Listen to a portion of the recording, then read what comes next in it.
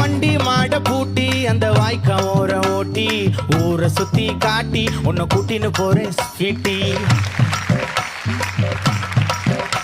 நான் ரொம்ப கோபக்காரி, நீ சுத்துற ஒரு மாதிரி ஆடிக்காரி ஏறி நான் போக போறேன் சாரி. ஓ அப்படியா?